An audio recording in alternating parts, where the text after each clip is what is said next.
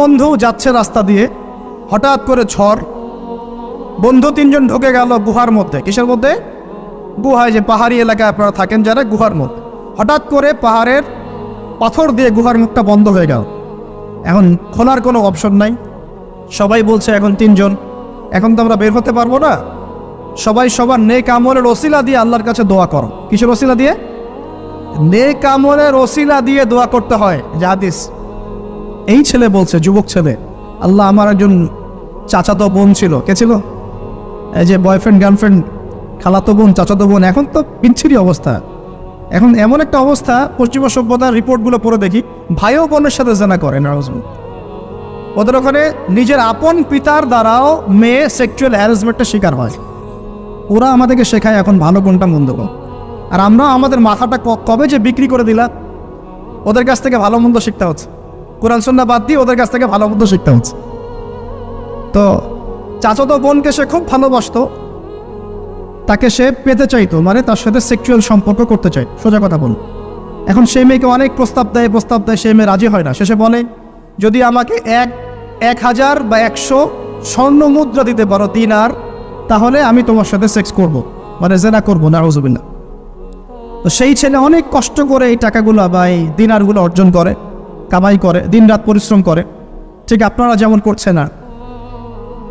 তো এরপর সে তার স্বর্ণ মুদ্রা দেয়, দিয়ে বলে যে এখন আমাকে আমার কাজ করতে দাও। তখন সেই মেয়ে রাজি হয়।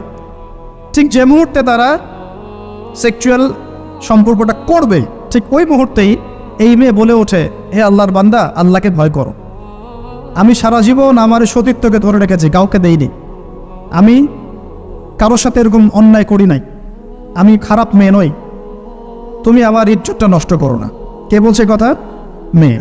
ওই অবস্থা থেকে কি একটা ছেলের উঠে আসা সম্ভব? এটা কি এতটাই সহজ? এটা কিন্তু সহজ না। সত্যি কথা বলতে এই বিষয়টা কিন্তু এতটাও সহজ না। যারা অবিবাহিত তারা হয়তো বুঝতে পারবে না, বিবাহিতরা বুঝতে পারছে। তো ওই অবস্থা থেকে সেই টাকাগুলো না নিয়ে সেই স্বর্ণমুদ্রা মেয়েকে দিয়ে ওখান থেকে সেই ছেলে উঠে আসে আল্লাহর ভয়ে। সে এখন গুহার মধ্যে আটকা পড়েছে, আল্লাহকে বলছে, আল্লাহ, ওই দিন ওই কাজ যদি তোমার সন্তুষ্টির জন্য করে থাকি, আজকে আমাকে মৃত্যুর হাত থেকে বাঁচাও। সমস্ত পাথর তপ করে সরে গেল গুহার থেকে। এটা কিন্তু কোনো গাল গল্প নয়, এটা বনু ইসরায়েলের ঘটনা, সত্য ঘটনা। এই হাদিস থেকে আমি আপনাকে দলিল দিচ্ছি যে যদি জেনার মতো পাপ থেকে আমি সরে আসতে পারি, সাক্ষাৎ মৌত থেকে আল্লাহ বাঁচাতে পারে।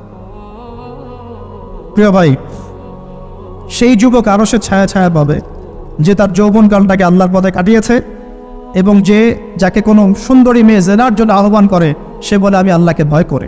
আমরা তওবা করি, আমরা কোনো প্রকার জেনার পাবে যাব না ইনশাআল্লাহ।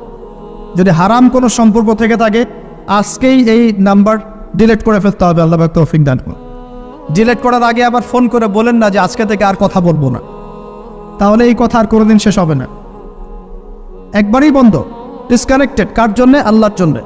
এবং এটা করার পরে আল্লাহকে বলতে হবে, আল্লাহ, শুধু তোমার ভয়ে এবং তোমার সন্তুষ্টি পাওয়ার জন্যে আমি জেনা থেকে বেরিয়ে আসলাম।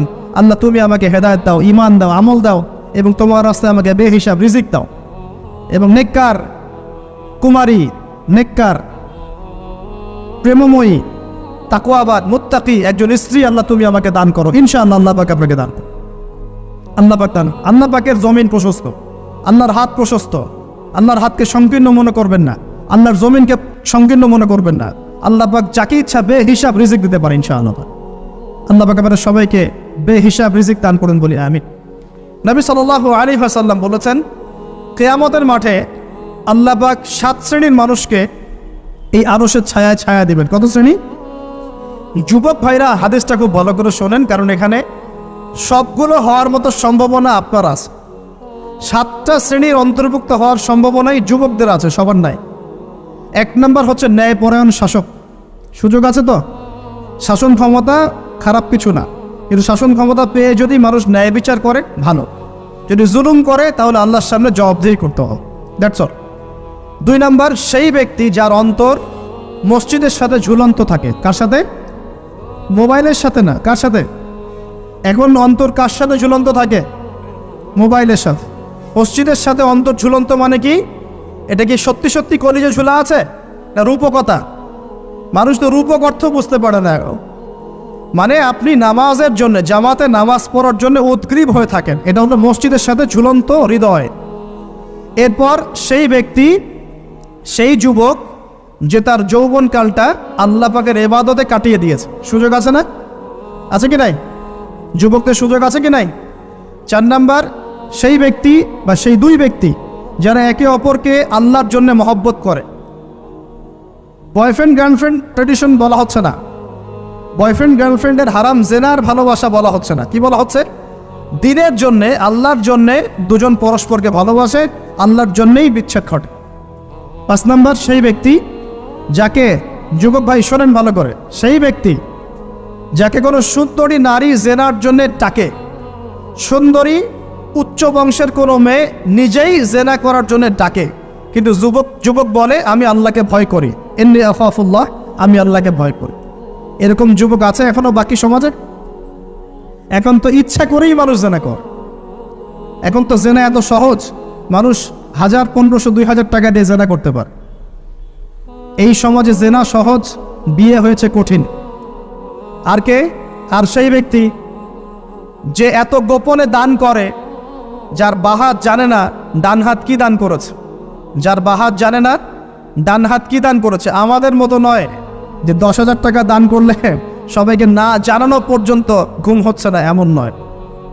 দান এমন গোপনে করে যে তার বাহাত জানে না ডান হাত কি দান করছে। আল্লাহ পাক আমাদের সবাইকে গোপনে দান করার তৌফিক দেখ। এর মানে এই না যে প্রকাশ্যে দান করা যায় না, প্রকাশ্যেও দান করা যায়। অন্যকে উৎসাহিত করার জন্যে প্রকাশ্যেও দান করা যায়, কিন্তু গোপন দান আল্লাহর কাছে অনেক বেশি পছন্দের। আর 7 নাম্বার, সেই ব্যক্তি যে নীরবে নিভৃতে গোপনে আল্লাহর কথা স্মরণ করে কাঁদে এবং তার চোখ দিয়ে অশ্রু প্রবাহিত হয়।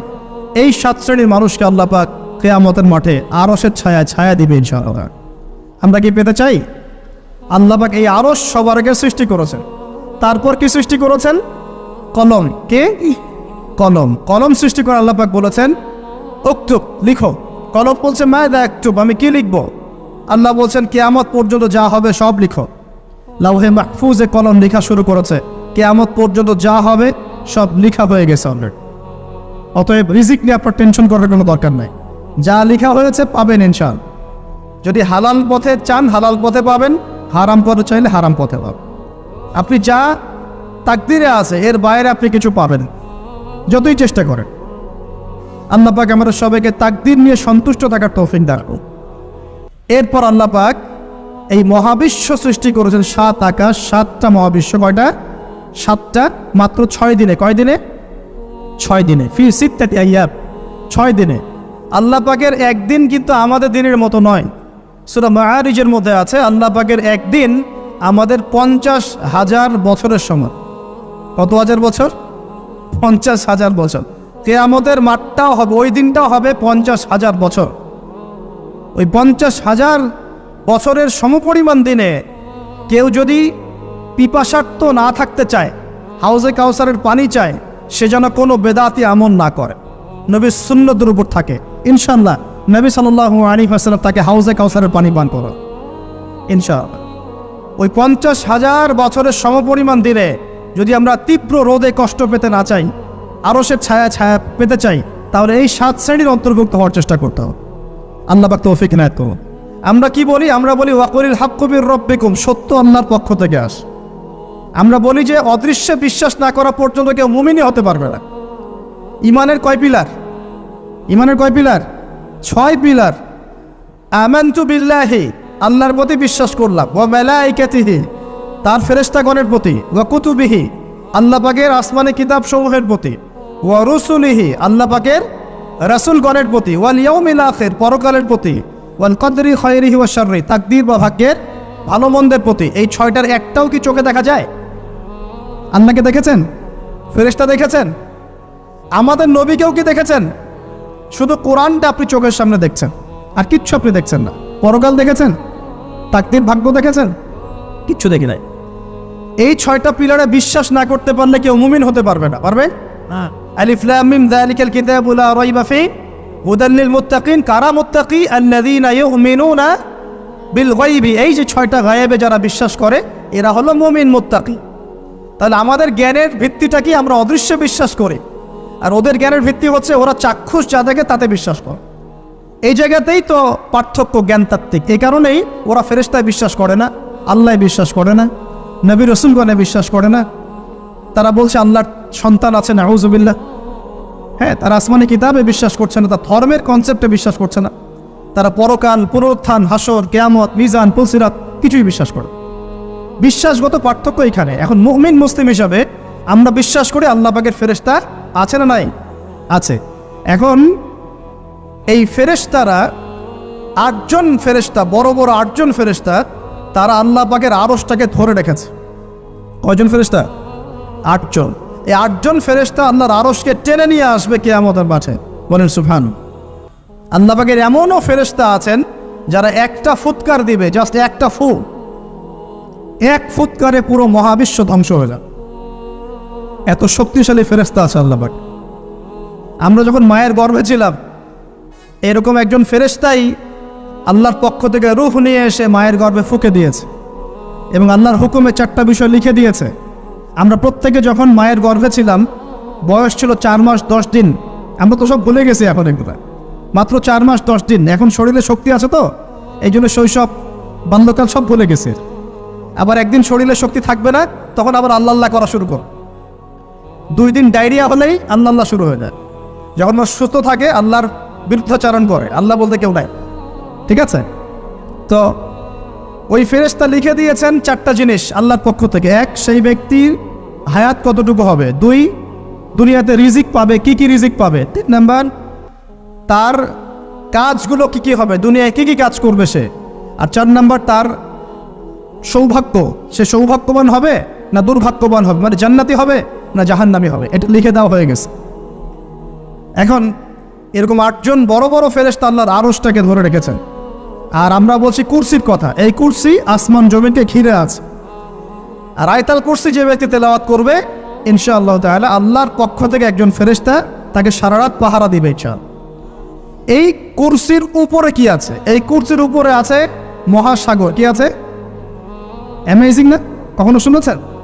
কুরসির উপরে আছে মহাসাগর। কানা আরশুহু আলাল মা। আল্লাহ পাক সূরা হুদের মধ্যে বলেছেন আল্লাহর আরশটা ছিল পানির উপরে। কিসের উপরে? এই মহাসাগরের গভীরতা নবীজি বলছেন এটা হচ্ছে 500 বছরের পথ। কত বছর? 500 বছর গভীর। আর আমরা যে সাগর দেখি, এই সাগরের নিচে কি আছে কে বলতে পার? এই সাগরের নিচে কি আছে? এই সাগরের নিচে আছে আগুন। কি আছে? আগুন। তে আমাদের মাঠে এই বঙ্গোপসাগরে আগুন লেগে যাবে, মানুষ কি বিশ্বাস করতে পারে? এখন যে সাগরটা দেখছেন পানি ভর্তি মহাসাগর, এখানে আগুন লেগে যাবে, আগুন দিয়ে সাগর জ্বলতে থাকবে। কিয়ামত যদি কেউ চোখে দেখতে চায়, সে যেন সূরা তাকবীর পড়ে। কোন সূরা? সূরা তাকবীর। আমপারায় দেখবেন সূরা তাকবীর আছে। ইযা শামসু কুবিরাত ওয়া ইযা নুজুমু কাদারাত ওয়া ইযা জিবালু সুয়িরাত ওয়া ইযা ইশারু উতিলাত ওয়া ইযা উহুশু হুশিরাত ওয়া ইযা বিহারু উজ্জির। এই যে এই আয়াতটা বলছিলাম। তো প্রিয় ভাইয়েরা, সাগর নিয়ে দুটো কথা বলেই দেই। সেটা হলো আল্লাহ পাকের সমস্ত সৃষ্টি আল্লাহ পাকের তাসবিহ পাঠ করে, এমনকি এই সাগরও আল্লাহর তাসবিহ পাঠ করে। এবং প্রতিটা সৃষ্টি পরকালের সাক্ষী হয়ে থাকবে। ওই সাগরের কিনারে দাঁড়িয়ে যারা ন্যাংটা হয়ে নগ্ন হয়ে দাঁড়িয়ে আছে, গোসল করছে, সাগর তাদের বিরুদ্ধে সাক্ষী দিবে। ওখানে দাঁড়িয়ে যারা গাঁজা খাচ্ছে, ফেন্সিডিল খাচ্ছে, ইয়াবা খাচ্ছে, সমকামিতা করছে, গান বাজনা করছে, সাগর ওদের বিরুদ্ধে সাক্ষী দিবে। এই যে আজকে যেখানে বসে আমরা ওয়াজ মাহফিল করেছি, দিনের কথা বলেছি, এই মাটি কালকে আমাদের সাক্ষী দিবে এখানে ভালো কিছু হয়েছে। গোপনে যেখানে জেনা করেছেন পতিতালয়ে, সেই পতিতালয়ের মাটি আপনার বিরুদ্ধে সাক্ষী দিবে। আল্লাহ পাকের প্রত্যেকটা সৃষ্টি আল্লাহর কাছে সাক্ষী প্রদান করবে আমাদের বিরুদ্ধে অথবা পক্ষে। আল্লাহ আমাদেরকে বোঝার তৌফিক দান করুন। সাগর থেকে শেখার অনেক কিছু আছে। সে নীরবে আল্লাহ পাকের হুকুম পালন করে যায়। কখনো কি সে হুকুম পালন করতে থেমে যায়? আসমানের পাখির দিকে হেদায়েত আছে, তারা আল্লাহ পাকের তাসবিহ পাঠ করে। গাছপালা আল্লাহর তাসবিহ পাঠ করে। আসমান, জমিন, চন্দ্র, সূর্য যা আছে, আল্লাহ পাকের সমস্ত সৃষ্টি আল্লাহর তাসবিহ পাঠ করে। আল্লাহ পাকের 2টা নাফরমান সৃষ্টি আছে, একটা হলো মানুষ আর একটা হলো জিন জাতি। এ দুটোই সবচেয়ে নাফরমান সৃষ্টি। ওইদিকে আমি পরে আসছি। সাগর কি শেখায়? বিনয়ী হতে শেখায়, কারণ সে অনেক শক্তিশালী, সে অনেক শক্তিশালী এবং প্রচুর সম্পদে ভরা। এই সাগর এই পুরো এলাকার বা পুরো দেশের কোটি কোটি মানুষের রিজিকের উৎস। এই সাগর, তার ভিতরে আল্লাহ রিজিক আছে, সম্পদ আছে। অনেক সম্পদে পরিপূর্ণ থাকার পরেও সাগর খুব শান্ত, তার মধ্যে খুব উদ্ধত অহংকারী আচরণ দেখা যায় না। ঠিক আল্লাহর জ্ঞানী মানুষরা সমুদ্রের মতো হয়, তাদের ভিতরে অনেক জ্ঞান থাকে, কিন্তু তারপরেও তারা শান্ত থাকে, বিনয়ী থাকে। আর যাদের ভিতরে সম্পদ কম তাদের লাফালাফি বেশি। কথা বুঝতে পারছেন? সাগর এত শক্তিশালী হওয়া সত্ত্বেও আপনি তার সামনে গিয়ে দাঁড়ালে সে আপনার পা ধুয়ে দেয়। আল্লাহর বিনয়ী মানুষরা এমনই হয়, অনেক শক্তিশালী হওয়া সত্ত্বেও, সম্পদশালী হওয়া সত্ত্বেও তারা আপনার পা ধুয়ে দিবে। অনেক শেখার আছে, অনেক কিছু। সাগর সম্পর্কে অনেক আয়াত আছে কোরআনে। যখন সাগরে নৌযান চলাচল করে তখন আল্লাহ পাক যদি ঝড় ঝাপটা দেন, প্রাকৃতিক কোনো বিপর্যয় দেন, তাহলে মানুষ মুখলেসভাবে আল্লাহকে ডাকা শুরু করে। যখন সে সেখান থেকে উদ্ধার পায়, আল্লাহ পাক উদ্ধার করে দেন, বিপদ থেকে বাঁচিয়ে দেন, আবার সে আল্লাহর সাথে শিরক করা শুরু করে। এই আয়াতগুলো সূরা ইউনূসের মধ্যে আছে। তো আমরা চেষ্টা করব সাগরের মতো সম্পদশালী হওয়ার জন্য। সম্পদশালী ভিতর থেকে, ভিতরে সম্পদ থাকবে, যেমন ভিতরে জ্ঞান থাকবে কিন্তু বাইরে বিনয়ী ভাব থাকবে। সাগরের মতো পা ধুয়ে দেওয়ার মানসিকতা থাকতে হবে। এবং যখন সে আল্লাহর হুকুমে গর্জন প্রদান করা শুরু করে তখন কিন্তু সামন পিছন সব ফাঁসিয়ে নিয়ে চলে যাবে। তাই নরমালি শান্ত থাকতে হবে, যখন আল্লাহর হুকুম আসবে তখন ঝাঁপিয়েও পড়তে হবে। কথা কি বুঝতে পারছেন? সমুদ্রের মতো অনেক কিছু শেখার আছে। এগুলো শিখতে হলে আগে দৃষ্টিভঙ্গি চেঞ্জ করতে হয়। সাধারণ মানুষের মতো সব দেখলে হবে না, আপনাকে খিদির আলাইহিস সালামের মতো দেখতে হবে। তার মতো মুসা আলাইহিস সালাম বলছেন যে নৌকা ফুটা করলেন কেন? সূরা কাহফ কেউ পড়েছেন? সূরা কাহফ পড়েছেন তো? নবী মুসা আলাইহিস সালাম বলছেন নৌকা ফুটা করলেন কেন? তিনি বলছেন নৌকা ফুটা না করলে জলদস্যু নিয়ে চলে যেত। মুসা আলাইহিস সালাম বলছেন নিষ্পাপ বাচ্চাকে হত্যা করলেন কেন? খিদির আলাইহিস সালাম বলছেন এই বাচ্চাকে হত্যা না করলে এই বাচ্চা বড় হয়ে বড় কাফের হতো, পিতা মাতাকেও কাফের বানাতো। মুসা আলাইহিস সালাম বলছেন এই দেয়াল কেন নির্মাণ করলেন পারিশ্রমিক ছাড়াই? তিনি বলছেন দেয়াল নির্মাণ না করলে এর নিচে থাকা সম্পদ, এতিম বাচ্চাদের সম্পদ মানুষ নিয়ে চলে যেত। তিনটা প্রশ্নেই মুসা আলাইহিস সালাম বাইরের চোখ দিয়ে দেখেছেন, খিদির আলাইহিস সালাম তার ভিতরের চোখ দিয়ে দেখেছেন। এই যুগে যদি আপনি ফিতনা চিনতে চান, দাজ্জালীয় সভ্যতাকে চিনতে চান, তাদের প্ল্যানগুলো বুঝতে চান, স্বাভাবিক দৃষ্টিভঙ্গি দিয়ে দেখলে হবে না, ভিতরের চোখ দিয়ে দেখা শিখতে হবে। এটা সবচেয়ে বড় কথা আজকের মাহফিলে। দৃষ্টিভঙ্গি চেঞ্জ করতে হবে, তারপরে আপনি ফিতনা ধরতে পারবেন, সমাধানও খুঁজে বের করতে পারবেন ইনশাআল্লাহ। তবে বাস্তবতা কি জানেন? বাস্তবতা হচ্ছে খিদির আলাইহিস সালামের মতো মানুষদেরকে এই সমাজ মূল্যায়ন করে না। যাদের মধ্যে খিদিরের মতো অন্তর্দৃষ্টি আছে তাদেরকে সমাজ মূল্যায়ন করে না, তাদেরকে মানুষ বলে পাগল। যেমন নবী সাল্লাল্লাহু আলাইহি ওয়াসাল্লামকেও মানুষ বলেছিল মাজনুন, পাগল হয়ে গেছে।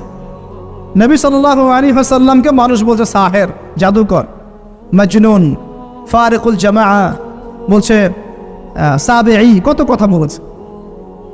আল্লাহ পাক আমাদের সবাইকে কোরআন সুন্নাহ ভিত্তিক জ্ঞান অর্জন করার তৌফিক দেখ এবং খিদির আলাইহিস সালামের মতো অন্তর্দৃষ্টি লালন করার তৌফিক দান। কেউ কাউকে বিশ্বাস করতে পারে না। স্বামী পর্যন্ত স্ত্রীকে বিশ্বাস করতে পারে না, স্ত্রী স্বামীকে বিশ্বাস করতে পারে না, ভাই ভাইকে বিশ্বাস করতে পারে না, বোন বোনকে বিশ্বাস করতে পারে না। হ্যাঁ, ইমাম সাহেবকে কমিটি বিশ্বাস করতে পারে না, কমিটিকে ইমাম সাহেব বিশ্বাস করতে পারে না, মাহফিল কমিটিকে বক্তা বিশ্বাস করতে পারে না, বক্তাকে মাহফিল কমিটি বিশ্বাস করতে পারে না। হ্যাঁ, তারপর দেখা যায় যে বস, অফিসের বস কর্মীদেরকে বিশ্বাস করতে পারছে না, কর্মীরা বসকে বিশ্বাস করতে পারছে না, শাসক জনগণকে বিশ্বাস করতে পারে না, জনগণ শাসককে বিশ্বাস করতে পারে না। সর্বত্র চলছে অবিশ্বাস, অবিশ্বাসের যুগ। বাজারে যাবেন কেনাকাটা করতে, বলবে একদম টাটকা ভাই, একদম ফ্রেশ, 7 দিনের জিনিস ফরমালিন মেরে আপনি খাওয়াই দিয়ে দিল। বিরিয়ানি তো আমাদের এখানকার একটা কালচার। বিরিয়ানির যেতে যাবেন, গরু বলে যে কত কুকুর শিয়াল খাওয়াই দিচ্ছে আল্লাহ ভালো জান, তাই না? গরু খাসি বলে কুকুর শিয়াল খাওয়াই দিচ্ছে, একদম তাজা দেশি মুরগি বলে মরা মুরগি খাওয়াই দিচ্ছে। হ্যাঁ, বড় বড় রিনাউন কয়েকটা অভিযান করলো না কয়দিন আগে দেখলেন? মানুষকে মারার মতো বিষাক্ত রং মিশে খাওয়াই দিচ্ছে। আমানত সবার আগে উঠে যাবে, আমানত, বিশ্বাস। আমানতদার ব্যক্তিকে বলা হবে খেয়ানতকারী ব্যক্তি, আর খেয়ানতকার যে ওকেই বলা হবে আমানতদার। যে আমানতদার তাকে বলা হবে খেয়ানতকারী, আর যে খেয়ানত করে ওকেই বলা হবে আমানতদার। তখন আল্লাহ পাকের আযাব আসবে। প্রতিটা ক্ষেত্রে বলবে যে ভাই মাছটা ফ্রেশ, দেখবেন যে পচা মাছ, ভাই যে ফ্রেশ গরুর মাংস, দেখবেন যে ওটাকে একদম ইঞ্জেকশন মেরে মেরে মেরে গরুটাকে ফুলাই দিয়েছে। কোনো কোনো সময় দেখা যায় ডাব খেতে আসেন শহরে, ডাব রাস্তার পাশে ডাব বিক্রি করতেছে, ডাব কেটে দেখবেন পানি অর্ধেক নাই, সিরিঞ্জ দিয়ে পানি বের করে ফেলছে। কোন যুগে আসে? এটা আমাদের শহর ভাই, আমাদের শহর, যেখানে আমরা সবাই দাড়ি টুপি নিয়ে ঘুরে বেড়াই। আমরা বাইরে একটা অভিনয় করতেছি, আমরা আসলে বাইরে একটা অভিনয় করতেছি। আমরা মনে হয় নিজের সাথেই অভিনয় করছি, আমরা এখন মনে হয় নিজেদের সাথেই নিজের অভিনয় করছি। বাইরে গিয়েছে স্ত্রী শপিং করতে, এদিকে বয়ফ্রেন্ডের সাথে ডেটিং মেটিং করে বাসায় এসে স্বামীকে বলছে তোমার জন্য শার্ট কিনে নিয়ে আসলাম।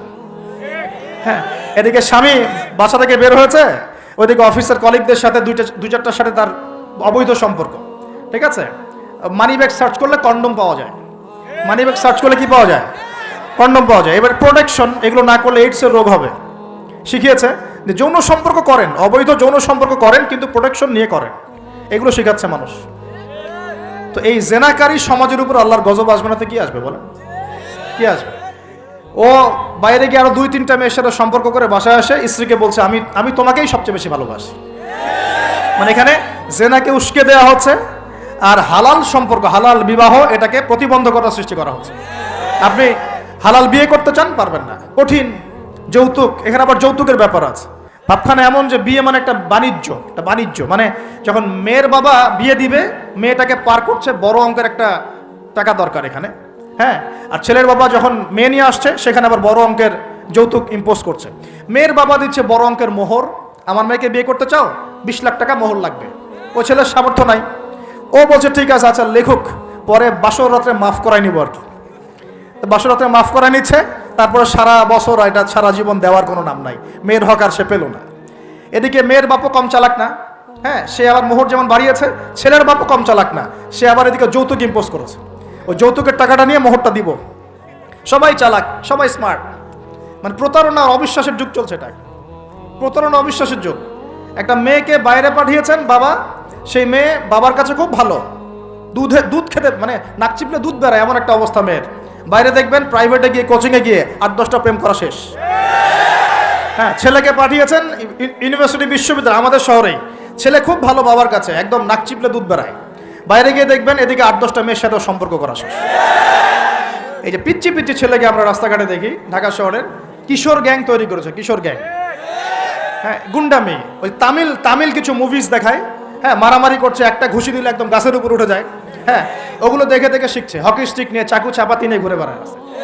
আমরা টঙ্গি দিয়ে আসার সময় দেখেছি, আমাদের সামনে, আমাদের গাড়ির সামনে দৌড় দিয়ে ছো মেরে একটা মেয়ের কান থেকে একদম দুল ছিঁড়ে নিয়ে চলে যাবে। কানে দুল পরে আছে একটা মহিলা, কান টেনে ছিঁড়ে নিয়ে চলে গেল। মোবাইল ফোনে কথা বলছেন, গ্লাসটা খোলা, এইটুক সময়ের মধ্যে ছো মেরে মোবাইল ফোন নিয়ে চলে গেল। হ্যাঁ, এটা আমাদের শহর। ছোট ছোট বাচ্চা কাছে 8-10 বছর, 15 বছর, হাইস্ট 20 বছর বয়স হবে, কিশোর গ্যাং। আবার এতটুকু ছেলেকে দেখেছি, এই যে কিছু প্লাস্টিকের মধ্যে কি জানি টানে, আমাদের শহরের মধ্যে মাদক, সর্বত্র। আমাদের যুব সমাজ, এই শহরের যুব সমাজ দেখবেন, যাদের বাপের একটু টাকা পয়সা আছে, ওকে আর কে পায়? ওকে একটা বাইক কিনে দিয়েছেন, হ্যাঁ, ওই R15 টাইপের একটা বাইক দিয়েছেন, ব্যাস দাবরায় সারা দুনিয়া ঘুরে বেড়াবে। আর এই তো আমরা যে রাস্তাগুলো দিয়ে হাঁটাচলা করি, পিছনে মেয়ে তো থাকবেই বাইক থাকলে। আর মেয়ের অবস্থাটা এমন যে পোশাক তো নাই, মনে করেন ছেলের পোশাক এখন মেয়ে পরছে, মেয়ের পোশাক ছেলে পরছে না, এখন তো ওই যুগ চলছে। এখন এই পোশাক পরে ছেলেকে পিছন থেকে এমনভাবে জড়িয়ে ধরে যাচ্ছে রাস্তা দিয়ে, ওপেনলি, পাবলিকলি, মনে হচ্ছে ওর স্বামী মনে হয়। আপনি কি আপনার স্ত্রীকে নিয়ে এভাবে ঘুরে বেড়ান? আপনি নিজে আপনার স্ত্রীকে নিয়েও এভাবে ঘুরতে লজ্জাবোধ করেন, আর তার সাথে তার কোনো হালাল সম্পর্কই নাই, জড়ায় ধরে ঘুরে বেড়াচ্ছে। মনে হচ্ছে খালি ওই বাইকের মধ্যে একটা বালিশ দিতে পারলে ভালো হতো, একটা বালিশ আর একটা শোয়ার জায়গা দিলে বাকি কাজটা এখানেই করে ফেলাইতো পাবলিকলি। নবীজি এটাই বলেছিলেন যে শেষ জামানায় রাস্তাঘাটে মানুষ জেনা করবে। রাস্তাঘাটে জেনা করবে, এটা দেখার জন্য ঢাকা শহর সবচেয়ে ভালো জায়গা এখন। ঢাকার মতো বড় বড় যে শহরগুলো আছে না, সবগুলো এগুলো জাজল্যমান দৃষ্টান্ত হয়ে আছে এখন। রাস্তাঘাটে মানুষ জেনা করবে। মেয়েকে পড়তে পাঠিয়েছেন, টিউশন দিয়েছেন, ওই টিউশন দিয়েছেন, টিচারের সাথে অবৈধ সম্পর্ক করা শেষ। কোনো জায়গায় টিচারকে বাসায় নিয়ে আসছেন, বাসায় এসে আমার মেয়েকে পড়ায় যান, কত বড় বুদ্ধিমান পিতা আপনি। হ্যাঁ, অলরেডি দেখবেন তার সাথে তার ঘটনা ঘটা শেষ হয়ে গেছে। আর মেয়েরা আপনাকে বলবে না, কারণ কেউ কেউ মানে বাধ্য হয়ে এসব জায়গায় ভিকটিম হয়ে যায়, আবার কেউ কেউ নিজের ইচ্ছাতেই কাজগুলো করে। এমন নয় যে সব মেয়ে ধর্ষিত হচ্ছে ছেলেদের আগ্রাসনের কারণে, ব্যাপারটা এমন নয়। বহু মেয়ে নিজের ভুলের কারণে ধর্ষিত হয়, বহু মেয়ে নিজের খারাপ স্বভাবের কারণেও এই তার ইজ্জত হারিয়ে ফেলছে। একটা মেয়ে যে রাত্রে যে 12টা 1টা 2টা বাজে বাইক নিয়ে ঘুরছে, ওকে কি রাস্তাঘাটে ঘুরতে 12টার সময় কেউ বলেছিল? এখন যদি এই 2টা 3টা ছেলে মিলে ওকে ধর্ষণ করে, দোষটা কি ছেলেটার হবে না মেয়েটার দোষ নাই? এখানে মেয়ের বাবার দোষ নাই, মেয়ের ফ্যামিলির দোষ নাই? তাহলে আমরা শুধু কেন ছেলেদের দিকে ফোকাস করি কেন? ছেলে তো অপরাধী, ছেলে তো অপরাধ করেছেই, ছেলের তো বাপ আগেই মরে গেছে। ছেলের বাপ যদি বেঁচে থাকতো তাহলে ছেলেকে তো আদব কায়দা শেখাতো, ছেলেকে শেখাতো যে দেখো বাবা, আমরা আমাদের সন্তানদেরকে শেখাই বাবা, সেটা হলো ইঁদুরের মতো বড় হয়েও না, সিংহের মতো বড় হয়েও। ইঁদুর কি করে? ইঁদুর রাতের অন্ধকারে মানুষের বাসায় বাসায় চুপচুপ করে খেয়ে বেড়ায়, দেখবেন তাই না?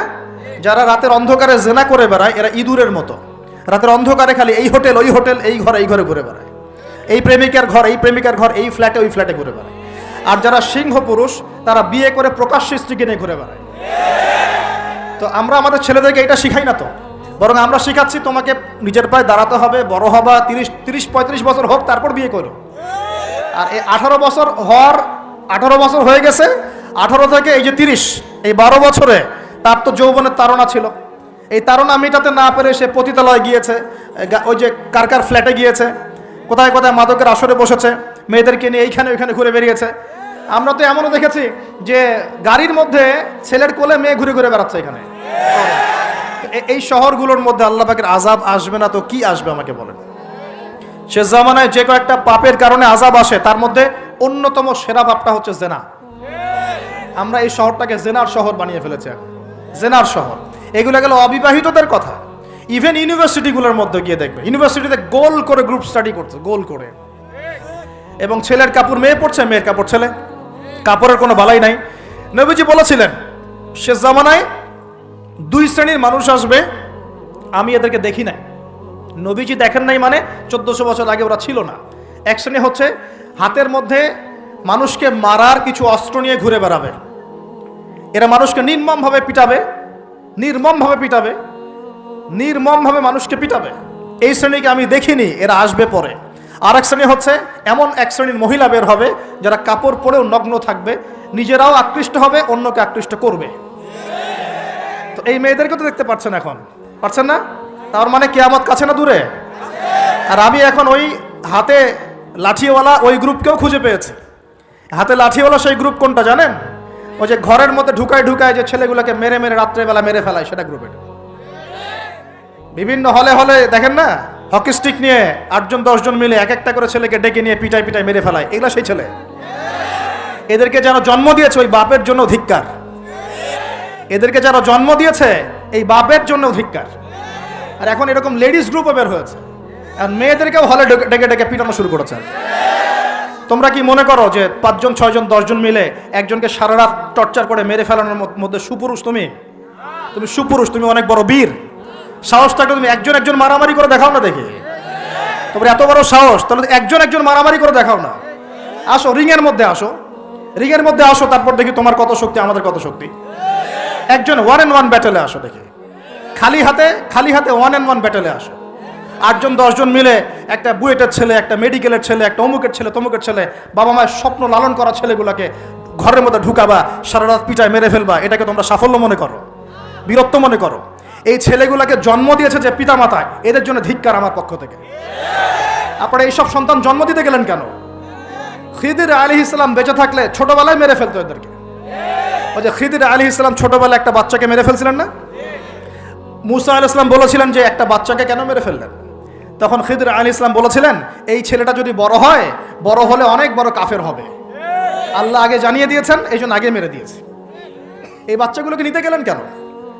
কোনো রকম লজ্জাবোধও নাই, চক্ষু লজ্জা নাই। এরপর যখন আইন শৃঙ্খলা বাহিনী এদেরকে অ্যারেস্ট করে নিয়ে যায়, বীরের মতো হাসতে হাসতে চলে যায়। ও জানে যে আমার কোনো সমস্যা হবে না, ফাঁক ফোকর দিয়ে বেরিয়ে চলে আসবে। তোমরা এগুলোকে বীরত্ব মনে করো, তোমরা বীরত্ব মনে করো, সুপুরুষ হয়ে গেছো তোমরা। এতই যদি ক্ষমতা থাকে, সাহস থাকে, তো একজন একজন মারামারি করো না কেন? 1-on-1 ব্যাটেলে আসো, তারপর দেখো কে জিতে কে হারে। 10 জন মিলে একজনকে পিটাবা, মনে করছো খুব বড় বীর হয়ে গেছো। এখন 10টা মেয়ে মিলে একটা মেয়েকেও পিটাচ্ছে, সুবহানাল্লাহ। একটা মেয়েকে আপনি ঘরের মধ্যে ঢুকায় সারা রাত পিটাবেন, মেয়েটা কাঁদতে কাঁদতে বলছে আমার পায়জামা পর্যন্ত খুলে ফেলেছে টান দিয়ে। আরে তোর মায়ের পায়জামাকে খুলে ফেললে তোর কেমন লাগবে? তোর বোনের পায়জামাকে খুলে ফেললে তোর কেমন লাগবে? কোন সাহসে তুই একটা মেয়ের পায়জামায় হাত দিস? এত বড় সাহস! আর এদেরকে আমরা তোলাতলো করে মানুষ করি। ছাত্র পড়তে গিয়েছে, বাবা মার স্বপ্ন লালন করা ছাত্র, ছেলেটা ইঞ্জিনিয়ার হবে, ছেলেটা মেডিকেল সায়েন্সে পড়ে বড় একজন ডক্টর হবে, পিটায় মেরে ফেলে দিল তাকে। এত বড় সাহস! আর আমরা কিছুই বলতে পারলাম না, কিছু করলাম না। কি একটা অবস্থা চলছে! এগুলো যখন চলতে থাকবে একটা কওমের মধ্যে, আপনার মনে হয় যে আল্লাহর পক্ষ থেকে রহমত নেমে আসবে? লা ইলাহা ইল্লাল্লাহ বলা একজন মানুষ যদি বেঁচে থাকে, ওই একজন মানুষের সম্মানে আল্লাহ পাক কিয়ামত দিবেন ইনশাআল্লাহ। সে একজন মানুষকে এভাবে নির্মমভাবে পিটিয়ে মেরে ফেলো তোমরা। এখন মানুষকে পেটানো শুরু করেছো। নবী সাল্লাল্লাহু আলাইহি ওয়াসাল্লাম শেষ জামানের হাদিস সম্পর্কে বলেছিলেন যে আমি এক শ্রেণীর মানুষকে দেখি নাই যারা আসবে, মানুষকে নির্মমভাবে মারবে, নির্মমভাবে মানুষকে পিটিয়ে মারবে। আর কোরআন খুলে দেখেন, একটা জাতির কথা আল্লাহ পাক বলেছেন। এই জাতির নাম হচ্ছে আদ জাতি। কোন জাতি ভাই? এই আদ জাতিকে আল্লাহ পাক ধ্বংস করেছিলেন ঝড় দিয়ে, ঝপটা দিয়ে। আল্লাহ পাক এই কম সম্পর্কে বলেছেন ওয়াইদা বাতাসতুম জাব্বারিন, ওরা শিরক কুফর তো করতোই, কিন্তু এর পাশাপাশি একটা বড় পাপ করত। ওই পাপটা হচ্ছে এরা যখন মানুষকে পেত, পিটিয়ে মেরে ফেলতো, নির্মমভাবে পিটিয়ে মেরে ফেলতো। এই আদ জাতির পাপ তোমরা করা শুরু করেছো। এখন আমাদের শহরে এগুলো চলছে না? এখন দিনে দুপুরে রাস্তাঘাটে এগুলো চলছে। শিক্ষা প্রতিষ্ঠানে গিয়ে এগুলো মাস্তানি করতে গিয়েছো তোমরা। আমার ভাই হয়ে যদি এই কাজ করো, আমি তোমার চেহারা পর্যন্ত দেখতে যাবো না ইনশাআল্লাহ তাআলা। আল্লাহ রাব্বুল আলামিন আমাদেরকে ওমরের শাসন দান করুন বলি আমি। একটা মাস ওমরের শাসন যদি চলে না, দেখবেন সব লাইনে চলে আসছে ইনশাআল্লাহ। একটা মাস খালি ধর্ষণের বিচার করা শুরু করেন, ধর্ষণ করার সাহস খুঁজে পাবেন ইনশাআল্লাহ।